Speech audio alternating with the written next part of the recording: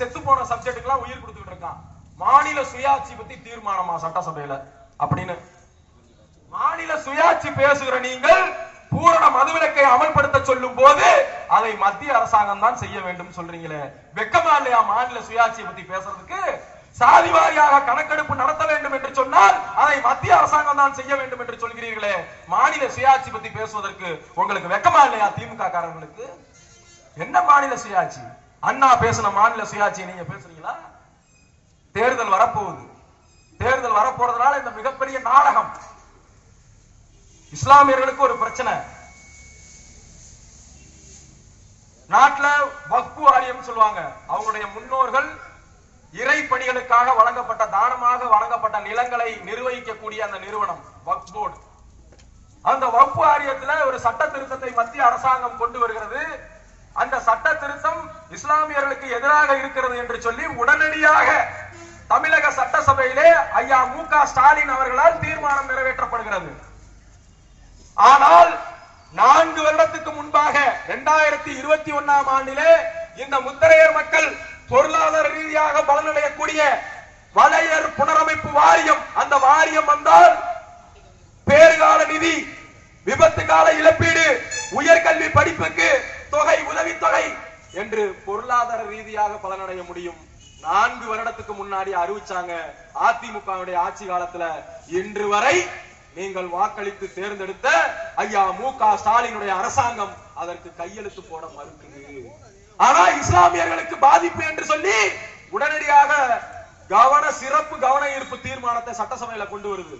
அது மிகப்பெரிய விஷயம். நமக்கு ஒரே ஒரு சின்ன விஷயம், கையெழுத்து மட்டும்தான் போடணும்.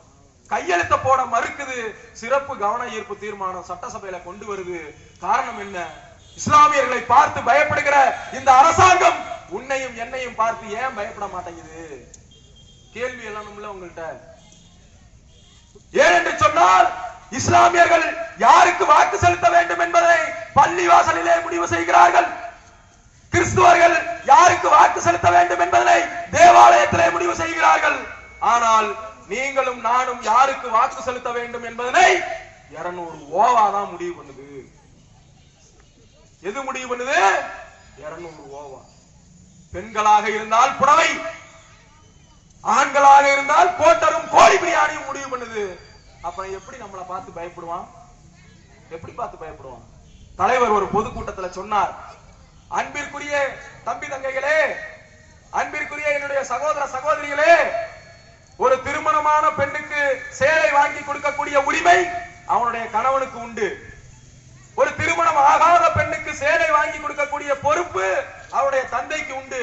நீங்கள் எல்லாம் அதிமுக காரணத்திலும் திமுக காரணத்திலும் சேலை வாங்கி கட்டுகிறீர்களே, அதிமுக காரணம் திமுக காரணம் உங்களுக்கு என்ன முறை அப்படின்னு கேட்டார். மானமுள்ள ரோசமுள்ள யாராவது இனிமேலுக்கு திமுக காரன் அதிமுக காரன் சேலை வாங்கி கொடுத்தா கட்டுவோமா?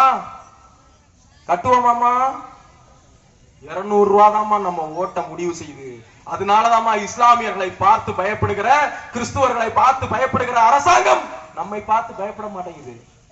இன்னைக்கு நடப்பு சட்டசபையில நாடார்கள் இதுக்கு முன்னாடி கண்ணுக்கே தெரியல.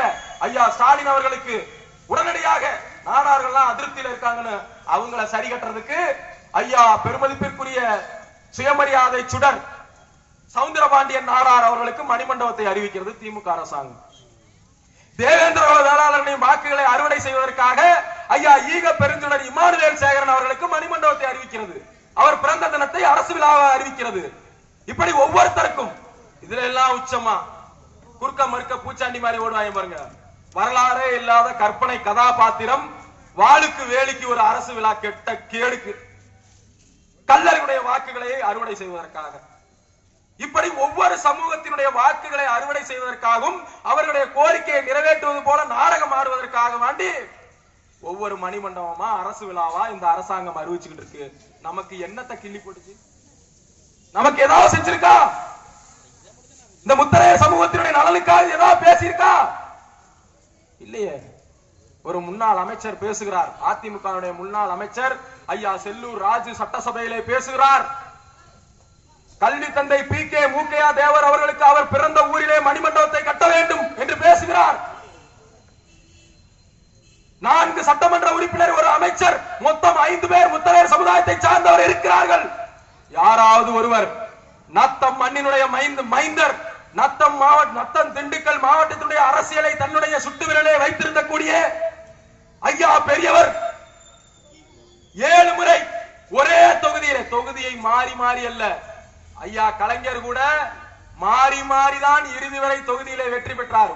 ஒரு முறை இந்த தொகுதி, இன்னொரு முறை இந்த தொகுதி, இன்னொரு முறை இந்த தொகுதி என்று தொகுதியே மாறாமல், தொகுதிக்கு பிரச்சாரத்திற்கே செல்லாமல், இங்கே என்னை மீறி எவனும் அரசியல் செய்ய முடியாது என்று 7 முறை வெற்றி பெற்ற இந்த சமூகத்தின் பெரியவர் ஐயா ஆண்டி அம்பலம் அவர்களுடைய பெயரை சூட்டுங்கள் நத்தம் பேருந்து நிலையத்திற்கு அப்படின்னு எவனான் பேசினானா? எந்த சட்டமன்ற உறுப்பினராவது பேசுவார்களா? மானமுள்ள சட்டமன்ற உறுப்பினர்கள் இந்த முத்தரையர்களை பற்றி சட்டசபையிலே பேசுவார்களா என்று கேட்டதற்கு பிறகு முந்தா நாள் ஒரு சட்டமன்ற உறுப்பினர், முசிறி சட்டமன்ற உறுப்பினர் மரியாதைக்குரிய அண்ணன் காடுவெட்டி தியாகராஜன் பேசியிருக்கிறார். அவரும் பேசியிருப்பதற்கு காரணம், அவர் முன்னாள் முத்தரையர் சங்கத்தினுடைய மாவட்ட செயலாளர். இந்த ரத்தம் வரணும்ல, அந்த ரத்தம் ஓடணும்ல,